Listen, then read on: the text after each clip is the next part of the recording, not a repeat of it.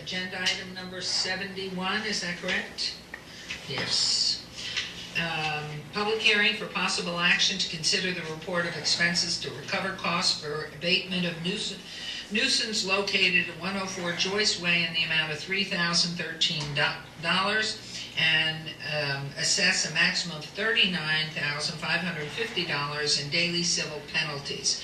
Property owner Jose and Esmeralda Zamara, Ward 1, Ms. Councilwoman Tarkanian. Good afternoon, Mayor and Council. Devin Smith, Neighborhood Response Manager.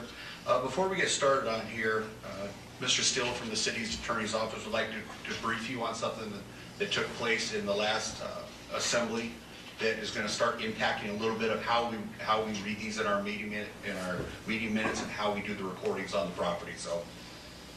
Okay, please. Good afternoon, Council. Dan Sell from the City Attorney's Office.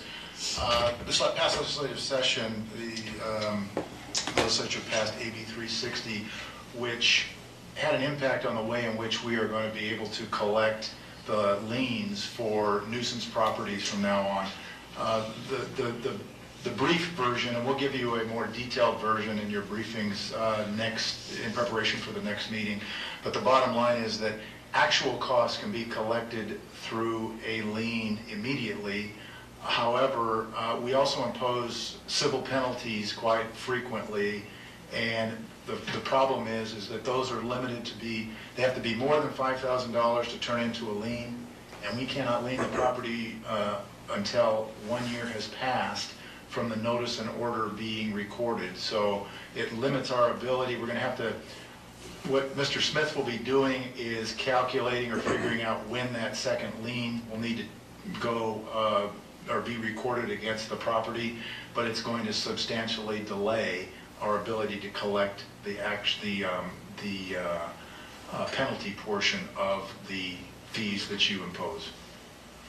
Is there any way the council will be apprised that there are liens hanging there before they get to the 5,000 limit or a year? Certainly in your briefings before each council meeting, you'll definitely know that. And I'm sure that Mr. Smith and his boss will make sure that that happens. Thank you. Okay. Again, Mayor and Council, Devin Smith, Neighborhood Response Manager. The purpose and background is the condition of this property was a public hazard and an attractive nuisance. The Department of Building and Safety declared the property in violation and started legal notification. When no corrective action was taken or an appeal filed, the Department of Building and Safety hired Lunas Construction to remove all trash, debris, high and dead vegetation, and demolish the storage shed. To date, there have been 7 inspections conducted at this location. The estimated value of the property based on Zillow.com is $105,000. The recommendation is that the City Council approve the report of expenses to include an $880 invoice for Lunas Construction, in addition to other fees assessed, for a total of $3,013, and consider assessing a maximum of $39,550. And just for the record, Your Honor, the breakdown would be $2,063 would be actual hard costs that will be recorded immediately, the $950 and the $39,550 for a total of $40,500 in possible civil penalties. Question. If there were to be a fire in that residence which spilled over into the neighborhood, who's insured to cover that? I would assume, Your Honor, that the bank that is in the process of foreclosing on that property would be the responsible party. Whether or not they would have insurance on the property or would it just come out of their collective bank, I don't know that information. So there's no protection for the city with all these liens at that point when everything is burnt to a crisp? What happens is these liens do go on as a tax assessment lien, and they would be put on the tax roll, and at some time that when the tax roll becomes due on that property, that's how we would get our money back. Thank you. Thank you. Mayor Goodman, I'm sorry. Yes, sir, please. May I ask a question with your permission, Councilwoman? Is this an example of our new process that has been sped up? We're definitely doing much better getting them. I mean, I noticed the date the case was opened was February of 2011, And the resolution was May of 11. That's 3 months. Yeah, we're And good. it's been 8, 10, 12 months. That's really, really good. Thank you. You and Chris Knight deserve all the credit. Thank you. Great job. This is a public hearing. I now declare it open. Is the property owner present?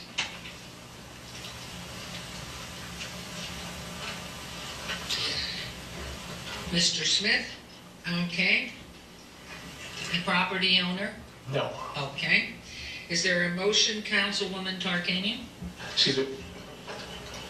You have public Excuse me, comment Mayor. before that, or? No, excuse me, apparently anybody can speak to that. Yes, thank you, Todd Farlow, 240 North 19th Street.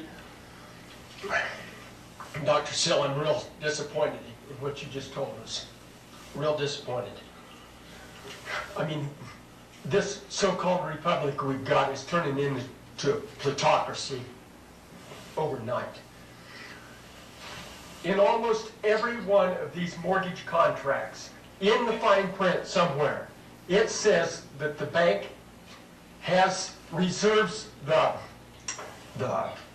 right to go on property that's fallen short of their expectations and bring it up to stem. We have banks coming in here all the time said, oh, we couldn't do anything about it. But that is just not true. That's not true. Banks are pleading poverty and everything else. And it just makes me so mad, highly upset. Is there any way that we can keep the tree alive out in front? I have no way to keep the tree alive. It would be up to the neighbors. I would hope that when they go out and clean up these properties, that they would talk to the neighbor and say, look, folks, if you just throw a water hose over there, we would really appreciate it. Instead, what they do, they put these no trespassing signs on the window. Now, former Councilman Reese says, if it was his neighbor, he said he would ignore it. And I think that's the best thing to do. But I do not think that...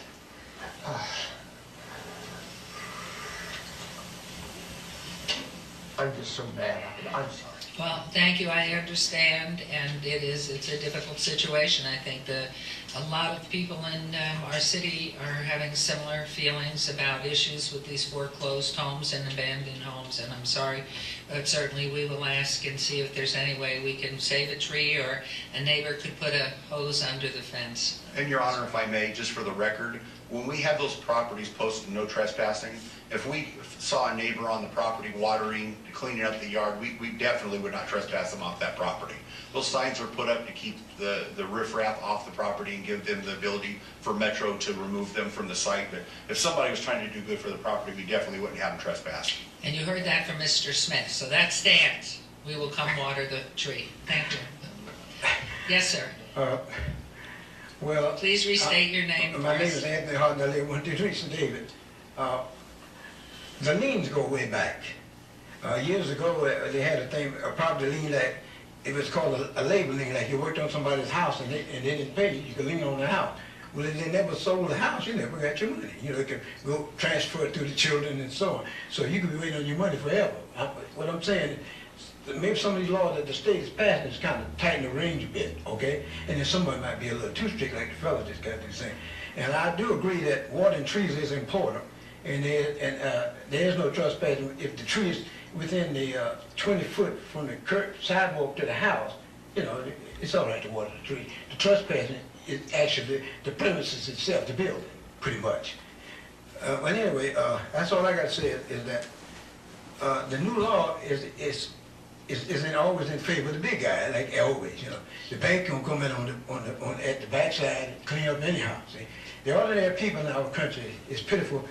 That even homeowners associations beating up on the senior citizens. You know, I mean, a lot of them can't read or don't read, or they get the mail and it just piles up, and they'll pay the homeowners fee, but somebody has to tell them. You know, they don't know, and sometimes they end up having a lien against them, and it ain't something that they wouldn't pay, just being old and don't hear whatever.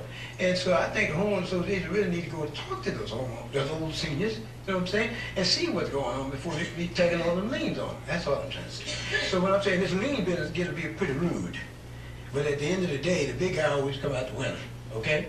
So the city do the best you can, but the state don't seem like they're on your side. And the people that refuse to pay on time, with the lien situation, they don't want to pay either. So the city get the short end of the stick. Sorry about that. The city's trying really hard. Thank you for your comments.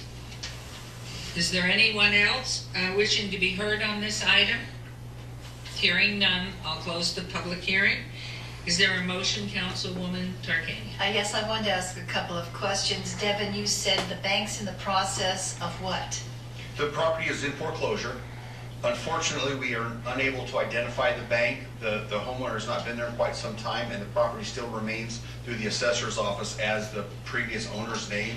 So we don't know as of now who the bank is. We just show that it's going through the foreclosure proceedings. All right, if we place a lien on it, then it's the bank's responsibility to pay it? Yes, it would. And if we place civil penalties, the same thing? Yes. And what's the worth of the house? According to Zillow, it's approximately $105,000.